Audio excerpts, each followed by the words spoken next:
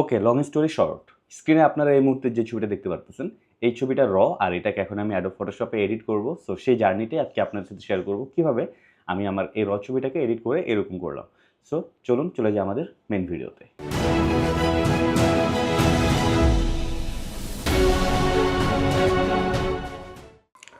ওকে, আমি অ্যাডোব ফটোশপে প্রথমে ছবিটা ওপেন করে নিয়েছি। ছবিতে দেখতে পারতেছি যে এদিকে অনেক মানুষজন রয়েছে পেছনে। আসলে এটা একদম আমরা শুক্রবারের জুমার নামাজের পরপরেই সেখানে চলে গিয়েছিলাম। রোদ একদম মাথার উপরে আর টুকটাক কিছু মানুষজন ছিল। সো তাদেরকে আসলে কন্ট্রোল করা যাচ্ছিল না। যেহেতু তারা এখানে ঘুরতে আসছে, সো তাদেরকে আসলে আমরা সরাইতে পারি না। যাই হোক, সেভাবে ছবি তুলছি। এখন এটাকে দেখি আমরা কি করা যায়। সো আমরা প্রথমে বেসিক কারেকশনটা করে নিই। এখানে লাইট আছে, সেখান থেকে আমরা এক্সপোজারটাকে একটু বাড়াই। ওকে, কন্ট্রাস্টটাকে একটু কমাই, হাইলাইট কমাই, শ্যাডো বাড়াই, ব্ল্যাকটাকে একটু কমাই। ওকে, অ্যান্ড দেন কালারে চলে যাই। এখান থেকে ভাইব্রেন্সটাকে চাইলে হালকা একটু ওয়ার্মের দিকে নিতে পারি, বাট দরকার নাই। আচ্ছা ঠিক আছে, একটু রাখলাম।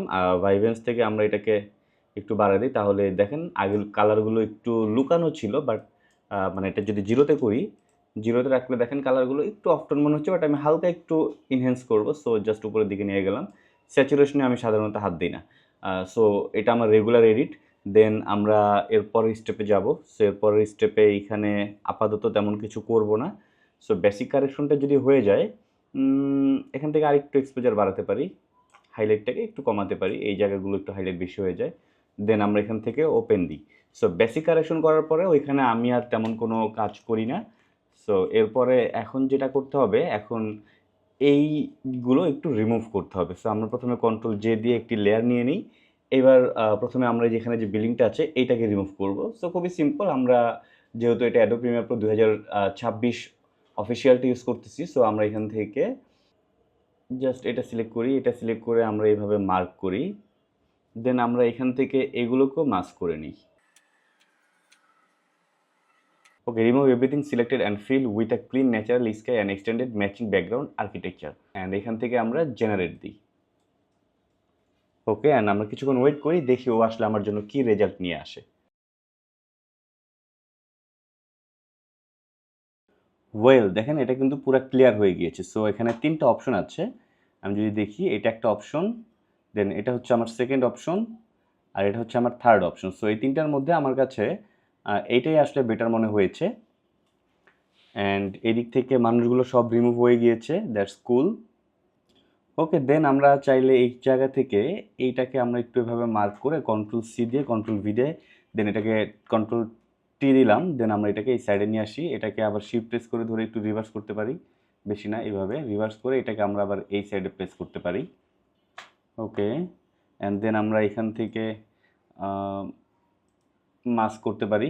সরি, এখান থেকে এটাকে একটি সাবলেন নিয়ে নিলাম। দেন এখান থেকে আমরা ব্রাশ সিলেক্ট করলাম, এখান থেকে ব্ল্যাক নিলাম। দেন আমরা এখান থেকে এটাকে হালকা করে এভাবে জাস্ট একটু ব্রাশ করে দিই। দেখেন এই জায়গাটা আমি আসলে একটু ব্লার ইফেক্ট অ্যাড করবো। সো এইখানে যদি একটু বোঝা যায় তাও সমস্যা নাই। তো যাই হোক, মোটামুটি একটু ব্যালেন্স করছি। এরপর আমরা যেটা করব, কন্ট্রোল শিফট টি প্রেস করে এটাকে মার্জ করে ফেলি। দেন আমরা কন্ট্রোল জে দিই। দেন আমরা এইখান থেকে এই যে এখানে কিছু ডাস্ট আছে এগুলো ক্লিন করব। সো আমরা এখান থেকে স্পট হিলিং ব্রাশ টুলটা নিতে পারি। এটার জন্য এআই দরকার নাই। এখানে শ্যাডোগুলোকে রিমুভ করতে হবে। সো দেখি কি হয়।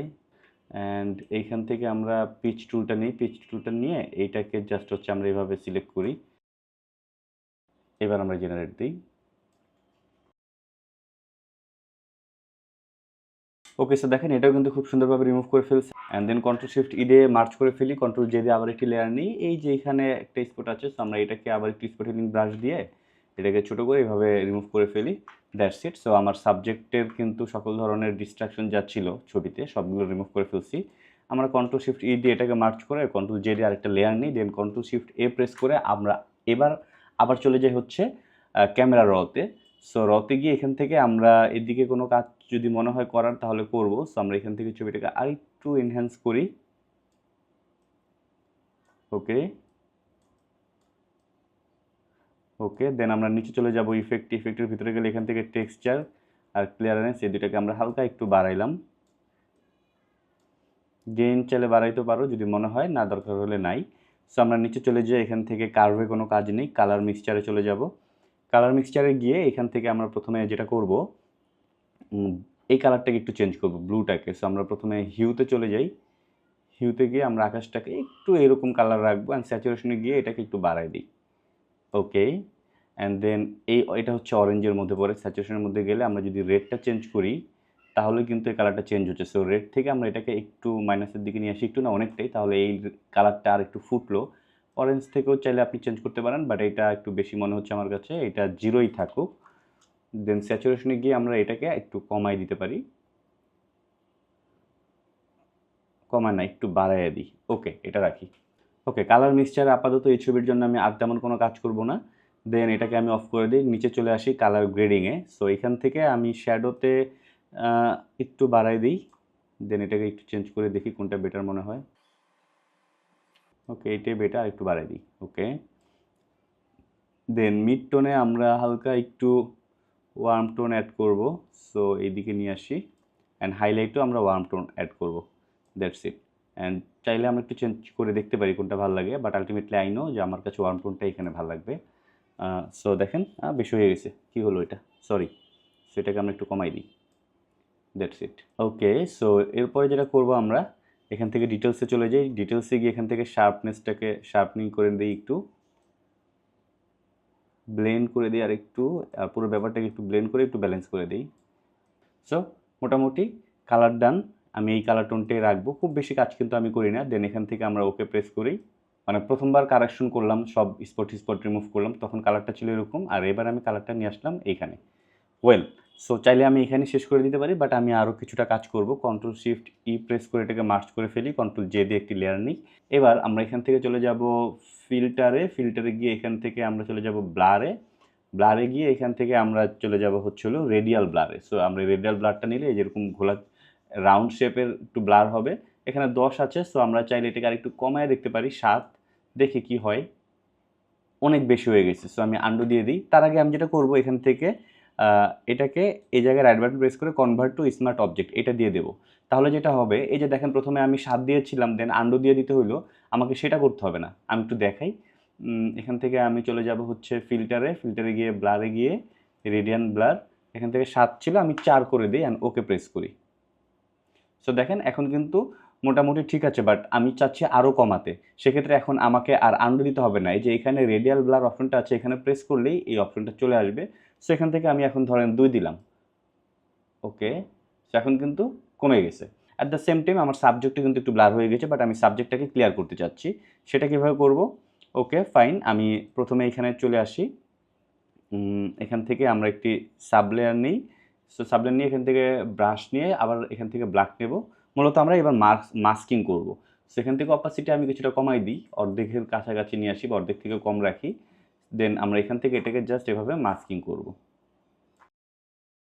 সো আমার সাবজেক্টের একদম সেন্টার পয়েন্টটা আমি মোটামুটি ক্লিয়ার রাখলাম, অ্যান্ড দেন আশেপাশে আমি হালকা করে জাস্ট একটু ব্রাশ করে দিলাম, তাহলে এগুলো আস্তে আস্তে এদিকে মোশন ব্লার ইফেক্টটা চলে আসতেছে, অ্যান্ড এখানে সাবজেক্টটা ক্লিন আছে।